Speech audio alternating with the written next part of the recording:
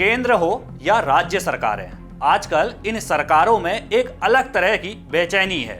इस बेचैनी का कारण कोई और नहीं, जैन अल्फा है। यूपी, राजस्थान, बिहार, मध्य प्रदेश समेत देश के अलग अलग राज्यों में बच्चों का आक्रोश सड़कों पर खुलकर सामने आ रहा है। बच्चे अपनी बुनियादी जरूरतों के लिए प्रशासनिक चौखट पर प्रदर्शन कर रहे हैं और अब सरकारें और स्थानीय प्रशासन एक्टिव है। एक के बाद एक नियम बनाए जा रहे हैं। मुद्दा यह भी है कि यूपी, पंजाब, उत्तराखंड जैसे राज्यों में चुनाव कुछ ही महीनों के बाद है। इस बीच एक और ऐसे आदेश की चर्चा हो रही है जिसके तहत स्कूलों में बाहरी लोगों और यूट्यूबर्स की नो एंट्री की बात कही जा रही है। इस रिपोर्ट में हम इस पूरे मामले में यूपी सरकार की नई गाइडलाइंस को विस्तार से समझेंगे। चुनावी बिसात सोमवार से शुक्रवार शाम 7 बजे। यूपी में जैन अल्फा यानी कि 10 से 16 साल तक के बच्चे सड़कों पर उतरे हुए हैं। इनके मुद्दे छोटे छोटे हैं लेकिन जरूरत के मुद्दे हैं। स्कूल तक सड़क नहीं है, शिक्षकों की कमी है, मेस का खाना ठीक नहीं है। 19 अगस्त को एक साथ उन्नाव, हमीरपुर और महोबा शहरों में जैन अल्फा ने प्रदर्शन किए। इससे पहले लखनऊ में छात्रों ने सड़क जाम कर दी थी। खुद मंत्री ने बच्चों को समझाकर जाम खुलवाया था। कन्नौज में मेस के घटिया खाने से नाराज होकर छात्रों ने खुद को कमरे में बंद कर लिया था। कानपुर में भी बच्चों ने सड़क जाम कर दी थी। मुरादाबाद में स्कूल के पास शराब की दुकान होने पर छात्रों ने बवाल काटा था। खुद डीएम को बच्चों को समझाने के लिए सड़क पर उतरना पड़ा था। इन प्रदर्शनों का कोई चेहरा नहीं है। अधिकारियों के सामने सिर्फ बच्चे हैं और मन में सवाल है, इन्हें कैसे मनाएं, इन्हें डांटें या फिर भगा दें। वैसे देखा जाए तो अधिकारियों के लिए ऐसी स्थिति पहली बार बनी है। इन सब घटनाक्रमों के बाद योगी सरकार सख्त है। मीडिया रिपोर्ट्स के मुताबिक यूपी सरकार एक विशेष एसओपी यानी स्टैंडर्ड ऑपरेटिंग प्रोसीजर तैयार कर रही है। इसके दो मकसद हैं। पहला, स्कूली छात्रों के विरोध प्रदर्शन में उनके मुद्दे ठीक से समझे जाएं और उनकी समस्याओं को मौके पर ही खत्म करके संतुष्ट किया जाए। दूसरा, बच्चों के अधिकारों का खास ध्यान रखा जाए, किसी भी हाल में बच्चों पर बल प्रयोग ना हो। दूसरी तरफ यूपी पुलिस भी अब अपनी एसओपी बदलने की तैयारी कर रही है। पहले ये जानिए उत्तर प्रदेश सरकार की एसओपी में क्या खास है। मीडिया रिपोर्ट्स के मुताबिक इसके जवाब में भाजपा प्रदेश संगठन के एक पदाधिकारी कहते हैं, जंतर मंतर की घटनाओं से बीजेपी और सरकार के शीर्ष नेतृत्व ने सबक लिया है, अब नरम रवैया अपनाने का फैसला किया है। सीधे तौर पर कहें तो लाठी डंडे नहीं, अब संवाद ही रास्ता होगा। इस पर केंद्रीय और राज्य संगठन की सहमति बन चुकी है।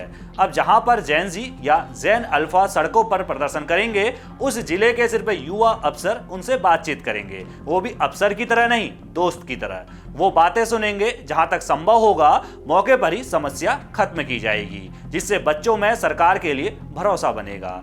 एसओपी में यह भी साफ किया जा रहा है कि किसी भी स्थिति में प्रदर्शन करने वाले छात्रों पर मुकदमे नहीं होंगे। जैन जी तक सरकार की मजबूत पैठ के लिए मुख्यमंत्री योगी आदित्यनाथ ने नई यूथ पॉलिसी लाने का ऐलान किया है। इसमें सरकार बड़े कदम उठाने जा रही है। पहला, युवा आयोग बनेगा। इसमें प्रशासनिक अधिकारियों के बजाय युवाओं और छात्र प्रतिनिधियों की भागीदारी होगी। वो अपनी समस्याओं, प्राथमिकताओं और नीतियों को सीधे सरकार के सामने रख सकेंगे। दूसरा, रोजगार बढ़ाएंगे। सभी भर्ती आयोगों को रिक्त पदों पर नियुक्ति करने और भर्ती परीक्षाओं के रिजल्ट जल्दी जारी करने के लिए कहा गया है। इसके अलावा उत्तर प्रदेश शिक्षा विभाग ने 40,000 स्कूलों में 14 बिंदुओं पर जांच का प्लान तैयार किया है।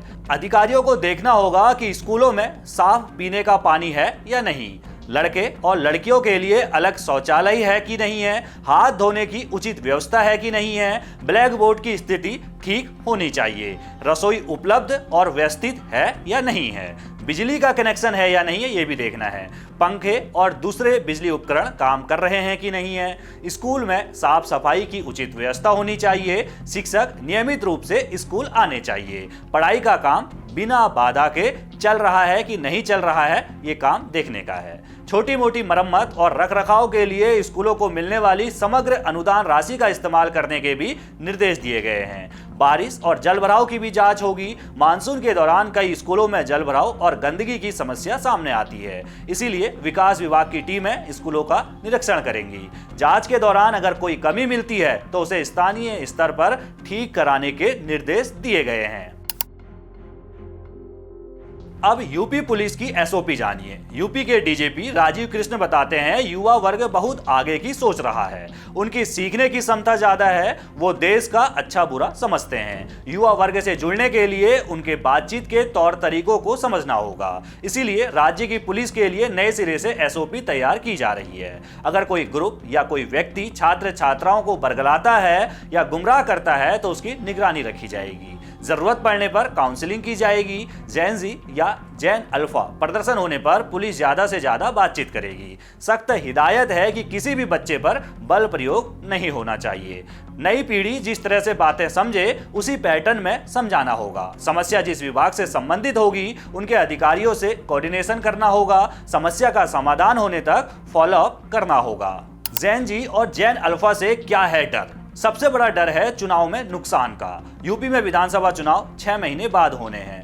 जानकारों के अनुसार जैन जी का 80% हिस्सा वर्तमान में वोटर है, जो करीब 2.07 करोड़ है। वहीं 5 से 14 साल की आयु वर्ग वाले जैन अल्फा अगले 4 से 5 सालों में नए मतदाता बन जाएंगे। अगर इस पीढ़ी में सरकार विरोधी संदेश गया तो इसके आने वाले चुनाव में सरकार को नुकसान हो सकता है। दूसरा डर है लाठीचार्ज का जनता में गलत संदेश ना जाए। स्कूली बच्चों और युवाओं पर अगर पुलिस कानूनी कार्रवाई करती है या उनके साथ मारपीट होती है तो इसका जनता में गलत संदेश जाएगा। इसलिए सरकार चाहती है कि इस तरह के मामले नरमी के साथ सुलझाए जाएं। तीसरा जो सरकार को डर है वो है विपक्षी चुनावी मुद्दा इसे न बना दे।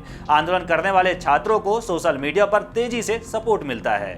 एक शहर में प्रदर्शन होने पर असर पूरे राज्य में पड़ता है। इसको भुनाने के लिए सपा और कांग्रेस खुलकर छात्रों का समर्थन दे रहे हैं। एक तरफ जहां सरकार छात्रों को शांत कराने में जुटी है, वहीं आजमगढ़, बलिया, मऊ, अयोध्या, बलरामपुर और आगरा जैसे कई जिलों से जिला प्रशासन और शिक्षा विभाग ने एक ऐसे आदेश जारी कर दिए हैं, या ये कहें कि ऐसे आदेश सामने आए हैं जिन्होंने नए सवाल खड़े कर दिए हैं। इन आदेशों के तहत बिना सक्षम अधिकारी की पूर्व अनुमति के स्कूल परिसर में प्रवेश करने, फोटो या वीडियो बनाने और उसे सोशल मीडिया पर शेयर करने पर रोक लगा दी गई है। विभाग का कहना है कि ऐसे लोगों के आने जाने से पढ़ाई प्रभावित होती है, बच्चों की सुरक्षा का मुद्दा है और शिक्षकों की गरिमा प्रभावित होती है। हालांकि इस आदेश के बाद ये सवाल भी उठ रहे हैं कि यदि किसी स्कूल में मिड डे मील की गुणवत्ता खराब है, शिक्षक गायब हैं या बुनियादी सुविधाओं की कमी है तो जनता के सामने सच कैसे आएगा? क्योंकि हाल के दिनों में कई कमियों का खुलासा सोशल मीडिया पर वायरल हुए वीडियो के बाद ही हुआ है। तो ये थी यूपी के सरकारी स्कूलों और सड़कों पर प्रदर्शन कर रहे बच्चों से जुड़ी पूरी रिपोर्ट। सरकार अब पुलिस और प्रशासन की सोच बदलकर इन बच्चों से दोस्त की तरह बात करने का दावा कर रही है। लेकिन सवाल वही है कि अगर स्कूलों के अंदर वीडियो बनाने पर रोक लग जाएगी तो बदहाल व्यवस्था की तस्वीर बाहर कैसे आएगी? आप इस वीडियो को किस जिले या शहर से देख रहे हैं? क्या आपके इलाके में सरकारी स्कूलों में भी ऐसी समस्याएं देखने को मिलती हैं? कमेंट बॉक्स में अपनी राय जरूर लिखिएगा।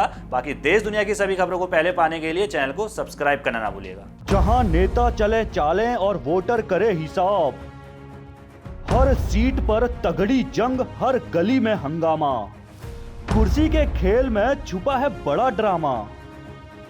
कौन जीता कौन हारा, संपूर्ण विश्लेषण। सत्ता का हर तड़का सिर्फ जनसत्ता पर। चुनावी बिसात सोमवार से शुक्रवार शाम 7 बजे।